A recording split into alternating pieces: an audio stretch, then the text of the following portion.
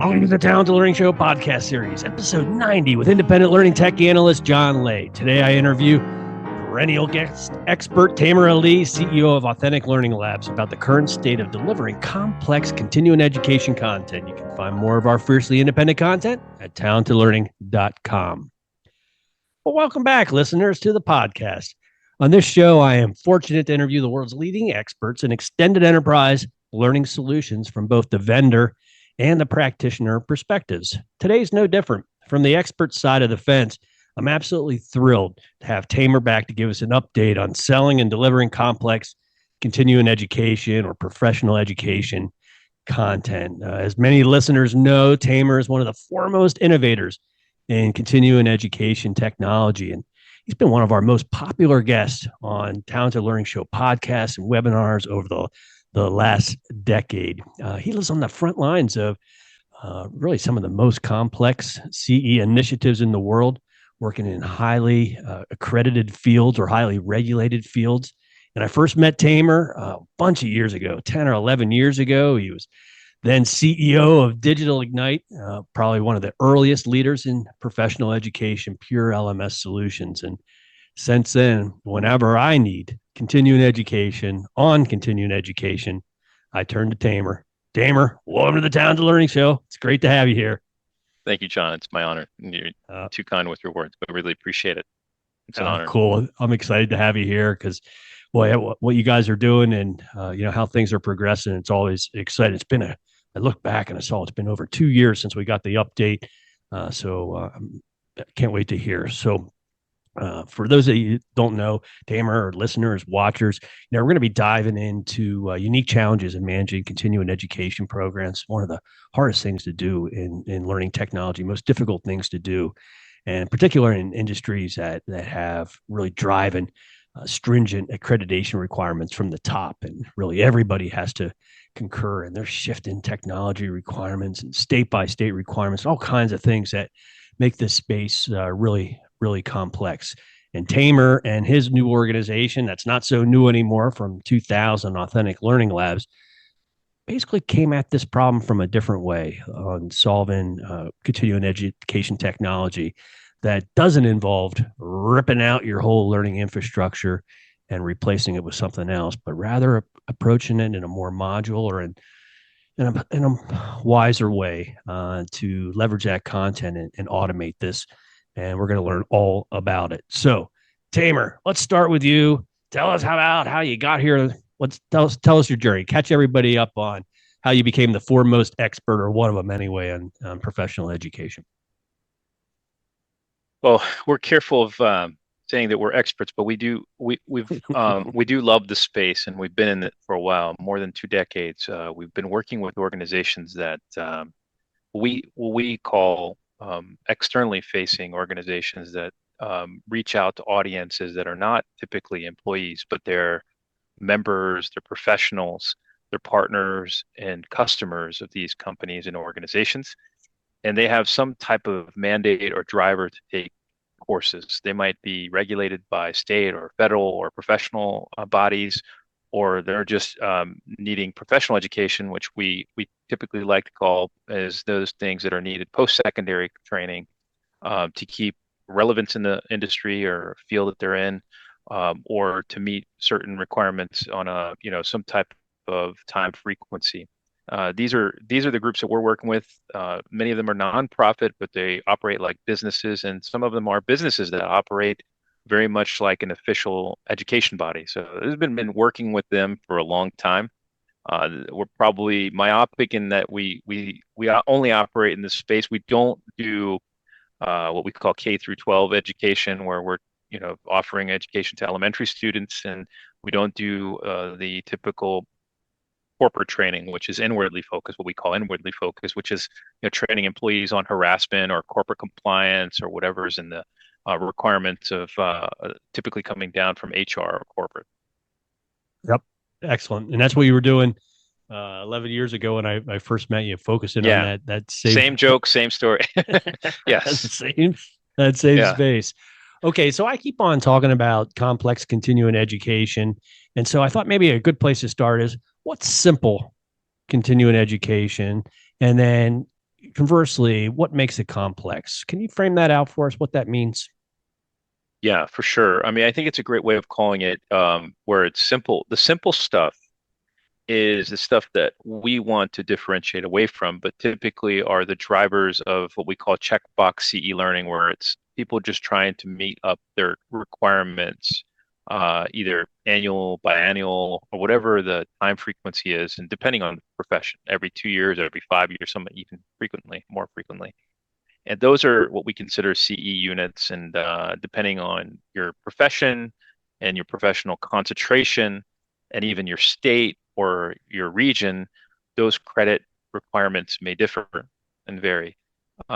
Those are probably from our side the simple things to track those, because typically a course will have, in your state or my state, those will have specific credit counts. And depending if you're a surgeon and I'm a allied health professional, there might be differences in what credits I can earn for the same course. Those can get fancier, but that's the simple stuff. And I think as they get more advanced, these organizations and these bodies that represent these professions and these corporations that are trying to train people and educate them, they're getting more advanced, and it's not as much checkbox learning. It's like, are these people really spending the time to learn? Are they really reflecting knowledge and retention of knowledge? And are they meeting the objectives of the learning? And those are when we get fancier, track more data, track more performance improvement. And honestly, from an educational perspective, it's much more embracing things that we want to embrace, because it's beyond just what would be considered commoditized learning. In a lot of spaces, there are a lot of providers that went very low quality, just put out content so someone could say they learned it and that counts for their credits. There's a lot of providers like that in those spaces. But the good thing is the more complex learning is also the probably more realistically real learning that's happening, or at least trying to measure it. So we enjoy that space, even though the demands are higher. Interesting. You can tell you that you live in that space because your basic is a lot of people's complex. There's still another more basic one than what you mentioned, and that's when things are homogenous. No matter Yeah, what state you're in, you get the same 3 credits of no matter what role you're in, and so that's where it starts off. Like that's the easy stuff, and then it moves yeah. in to what you said is medium, and then the super complex stuff. So if you're in that super complex stuff, or even in the medium to the complex, what are the industries that focus on that? Like which ones are doing that, and why is it industry based? So who and why? Tell us what you think on that. It's a good point. Is in each field, and we see more in certain concentrations in certain fields. Obviously, healthcare across the spectrum, from surgery to allied health and everything in between. Nursing, surgery, all the peripheral sciences and related fields within healthcare. They have high demands, obviously, of the professions. When you see that the profession requires that extension of knowledge beyond just the, college years, then you'll also see the demands for the regulatory requirements to come beyond once we become a professional, a licensed professional. Keeping that license and keeping oneself beyond just the keeping the license, because what we consider that as kind of like the simple stuff is staying abreast with all the movements in the field. And obviously healthcare being, one, like many of the sciences that it continues to advance, the demands on the professionals are high. And therefore, these organizations are providing training. They need to keep up with those demands. And now, obviously, we've had probably 2 generations or 3 that have been accustomed to technology. These groups are having to somewhat revolutionize what they do. In the past, it was always come to a live conference or read our journal, and those main staples are being questioned. They've taken a big hit, even 10 years ago before COVID, but now with post COVID, you certainly have seen somewhat of an existential crisis with some of these groups and the products that they offer, because they can't offer the same products anymore. At least they have to diversify. That pressure point is even higher. Healthcare, obviously, the legal profession. Every state has its state bar, and those have requirements. And then each, they have, different categories of requirements, ethics and others. So they have to keep up. Financial services, engineering, all will require not only to meet regulatory requirements, but then also people want to specialize. In real estate, I think there's like some green building certification and architecture as well. The movements in the industries are somewhat wide and expansive that they have to be continuously looking for differentiation, right? I can't just be a lawyer anymore. I can't, right? Especially with the number of lawyers, especially in some states. Specialization is key in a competitive landscape, and all these spaces, there are continuous demands on the professional. And then there are also, requirements, to continue to advance in other fields. We mentioned engineering and sciences, but there are others that are complementary, like notaries. The notaries profession, although a lot of people just think of them as a stamp. I mean, they're a trusted advocate for things like contracts and things that I think just in California alone, there's over 120, 30,000 at least last count that I know of. And in every state, there are different requirements. And now with the new digital notarization acts, those people have to really relearn some of the things that they've done because you might not be notarizing someone in person. So these things get more advanced, and I'm sure with AI, that's impacting every one of these fields. What does that mean for the education requirements? So all these groups are facing multiple fronts of changes, winds of change that they have to keep up with as a profession, alongside just the regulatory. Hey, I've just got to keep my license. Hmm. Wow. Wow. And so the challenge then becomes, to do all this and to adhere to these regulations. And I guess you have to, report back to all these central bodies, both as the provider and the individual. How does that work? How do these providers keep a tight rein on everything? Yeah, that's a great point. And most of these groups have to report. So they typically, and from the learning space, this is one of those things where we differentiate as we understand these reporting requirements and need for data, right? It's not just that someone scored 90% and took a course, right? Thumbs up. It's, all the details around it, what state they're in, what are the requirements, what are the credits, and those usually get reported internally to the organizations that we serve, like the education team, but also to the parent body that usually is another neutral body, either a registrar or a central database that these organizations then have to report into. So they typically are kind of like a middle person after us who gets the data and then sends it out to their reporting authorities. And typically there are reporting authorities. They're typically neutral bodies that say, okay, what do you have for your professions who are taking these courses? What format did they take them in? What credits? What proof do you have of their performance? I mean, there are specifics, right, for every field, but in general, these are bodies that receive that information. And in finance, law, healthcare, all of them have those types of motherships they have to talk to and report to. They Can don't you give me always some? look forward to it, right? But Oh, I they can all have to imagine. do it. Yeah. I can imagine somebody telling you what to do. What are the names Yeah. of some of these organizations that people would recognize? The bodies like ACCME, perhaps. Yes, so that's the big one, for the medical profession, and that's in my state of Illinois. So most of the specialists and fields, orthopedics and I believe anesthesiology and the other fields like all dermatology, they'll have to report into, and then also they would have topics and bodies of knowledge that are determined by in this case, ACME.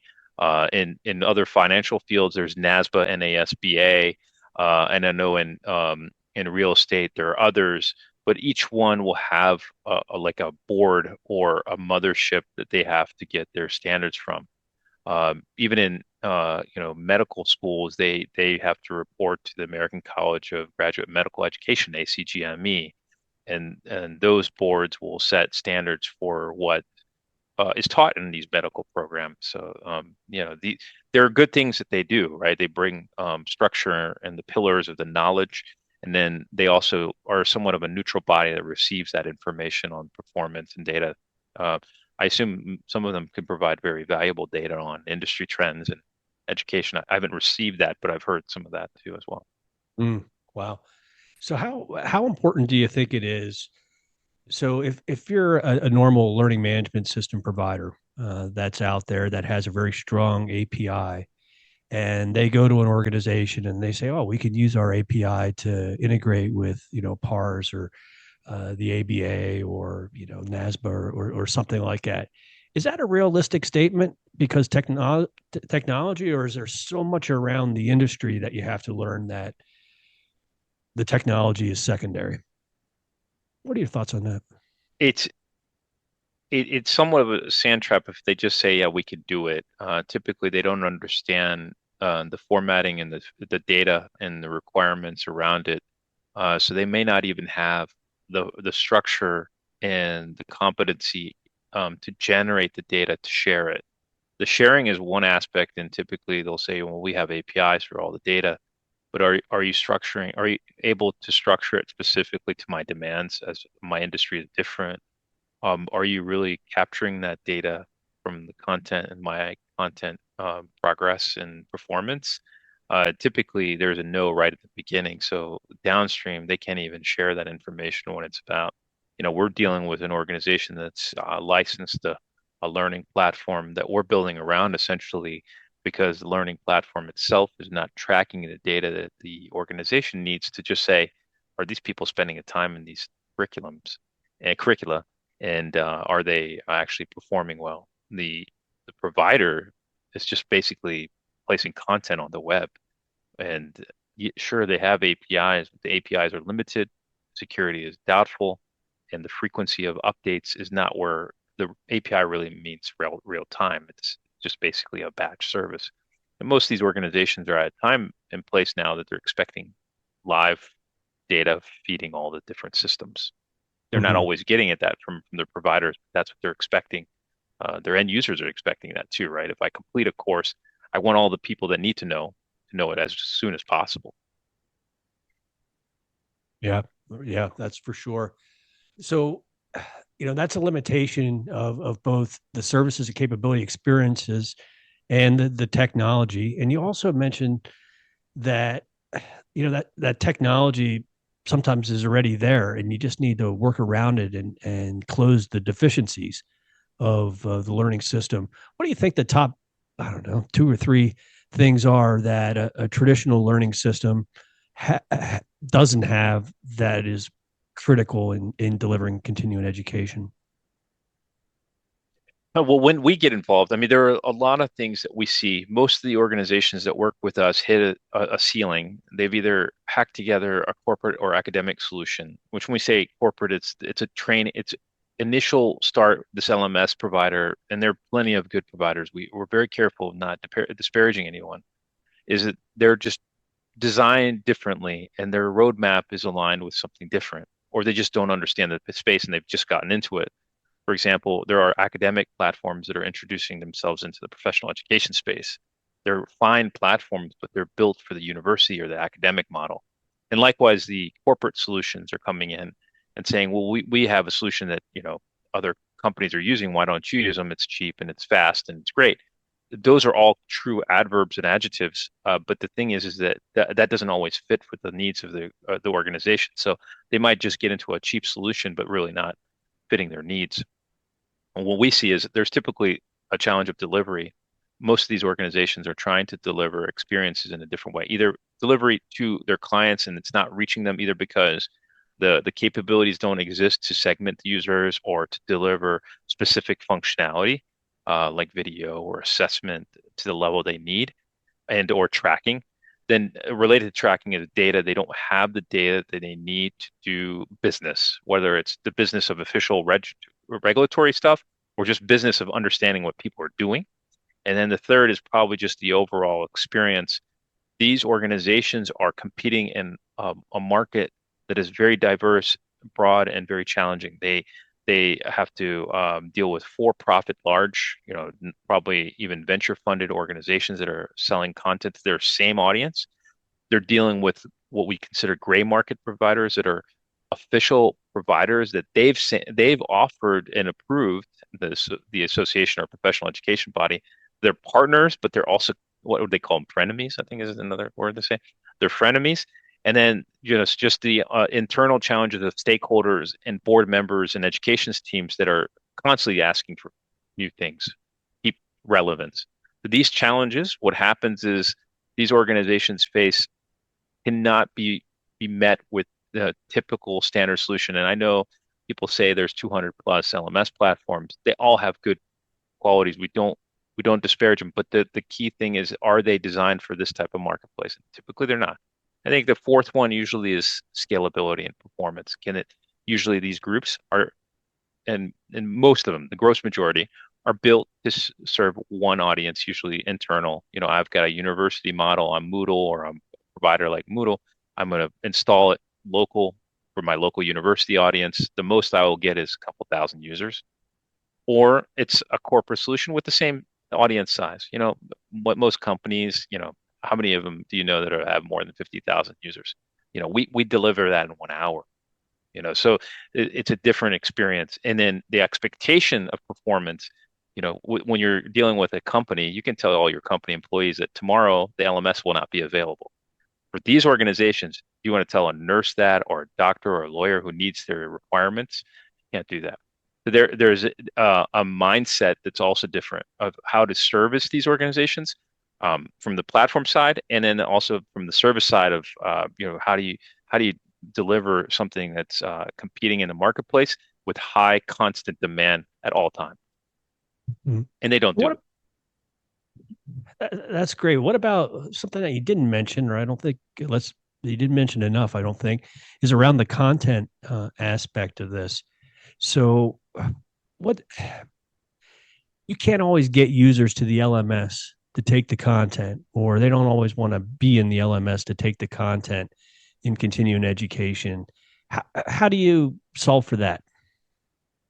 It's a challenge we do face, and this is one of those reasons why people use a more specialist platform. Is typically they're selling to the marketplace, and their customers are saying, look, we already have an LMS. We're one of the biggest companies in our industry.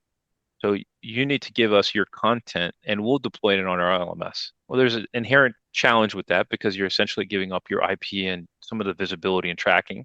You could certainly give them the SCORM courses. I mean, that's why SCORM was created in AICC&D standards, is portability, right? With portability, you lose visibility. So what we think is the better way is you can use what the industry has known as syndication or dispatching of content, where you can give access to the content, but you don't give away the content. Essentially, they get an empty redirect to you. We facilitate that so we can package clients' content without giving away their content. So their customer is happy. The big customer, Acme company, is happy. They get their LMS to launch our clients' content. Our clients happy because they still maintain the visibility. They can control all their usage. They monitor the license, and they can also control the intellectual property and the academic vigor of the product. There's the other way is they can also host mini sites for this customer, like Acme. Acme can land in a sub-site within the broader LMS of this our customer. We have these capabilities.